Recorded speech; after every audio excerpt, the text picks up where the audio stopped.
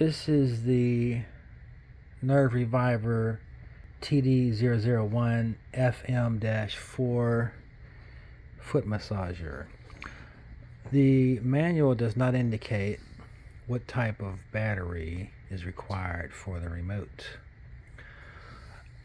Checked all the documentation. It doesn't list anything. It doesn't list anything on the back of the massager.